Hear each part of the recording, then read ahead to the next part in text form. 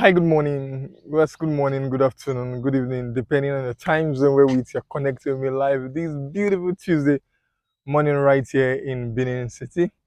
It's been a while. We're working from site to site, ensuring that we're helping our clients deliver our project. And to be very honest, moving around has been a little bit overwhelming. But trust me, we'll find the best strategies to achieving that goal. Thank you so very much for staying tuned with us and subscribing to our channel. Thank you so very much. And to our clients, thank you for trusting us. And to the prospective clients, you know what you're waiting for. Come on, hit me on my number 070-63151558. Very quickly this morning, I like to throw a little chip on what are the basic materials that you actually need to put in view when preparing to cast your lintel. What are the basic materials you need to put in view when preparing to cast your lintel? You may ask, what actually is the purpose of a lintel in the house?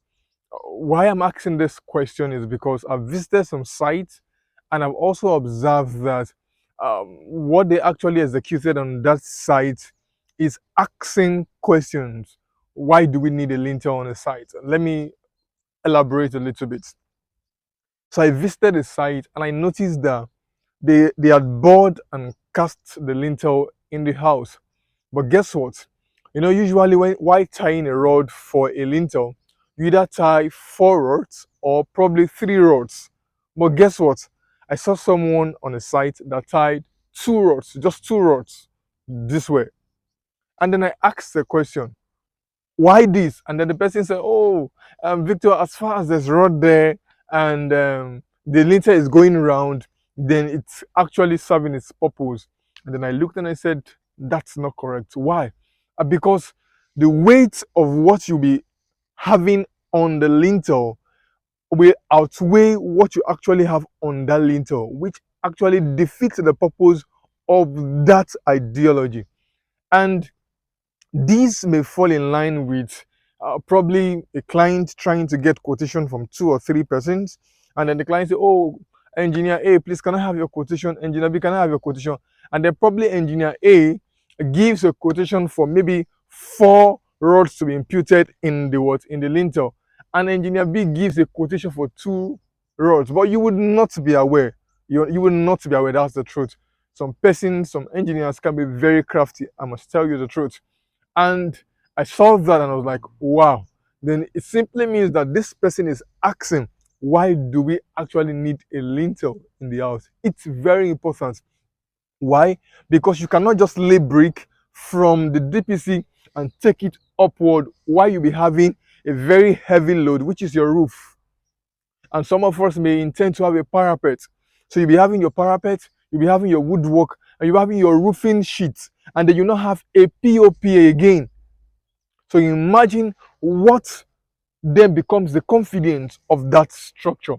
And this is why we have pillars in strategic locations in your house, and also we have lintel. So the lintel is sitting on the pillars. The lintel is sitting on the pillars. As such, when you don't have your parapet or you have your woodwork and your roofing sheet on it, then it's confident on its own. So I mean to say that please pay proper attention on your project. And if there's anywhere you need to compromise, please never compromise on the lintel phase. So what are the necessary materials you need to put in view? The first thing, you need a sharp sand. That's the first thing, you need a sharp sand. The second thing, you need granite. The second thing, you need granite. The third thing, you need your rods. You need your rods in 12 mm. You need your rods in 8 mm. And then you also need your binding wire. Now, there are times where we can use 16 mm to also tie a lintel. How do I mean by that? You know for sure for yourself that there are some places in your house where you told your architect that, hey, see, and I don't want me pillar day down. I don't want me pillar day down. I just want a straight lintel where it will just have a beautiful shape. This is where engineers and architects come together to achieve a common goal.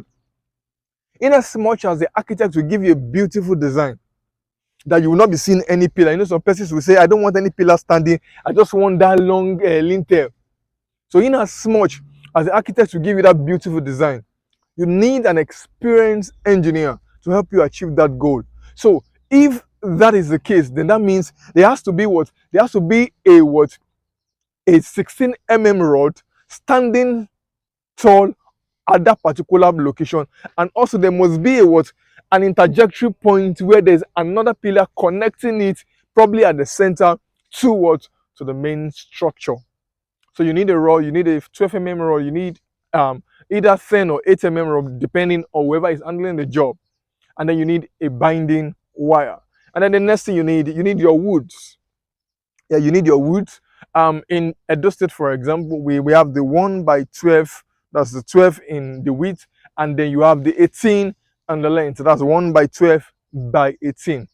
And so if you actually used 5 inches, if you actually use 5 inches block, then that means you'll be having 1 by 5 by what? By 18. That means you have to saw the wood into two, so you can have 1 by 5 by 18. But if you actually use 6 inches block, then you can use 1 by 6 by 18. And then you need your what? You need your nails. You need your nails to actually ensure that the woods are properly budded. And then you need your cement. You need your cement on the site. And then also you need your water. I used to say this very often, that one of the major material we overlook on site has been water. And water play a major role in the success of any project. Take me anywhere, any experienced engineer will tell you that for sure. Then you need your water to achieve that goal. What else again do you need? That you need the services of skilled professionals. You need the services of skilled professionals who will be mounting your job and ensuring that you have a proper what? A proper lintel cast on your project. Don't forget that my name still remains Victor Olise, and I'll be bringing to you beautiful tips that would help you achieve your project goals as expected. I beg you over and over again, please never for any reason joke with your project. Spending money and executing projects right here in Nigeria is quite cumbersome, quite expensive. As such, do the right thing once and for all. And that's a piece of advice I have for you this morning. Don't forget that my name is remain Victor Olise, and I remain your loyal project manager. Trust me, we're doing a lot, we're achieving a beautiful result. Thank you so very much, and God bless you all.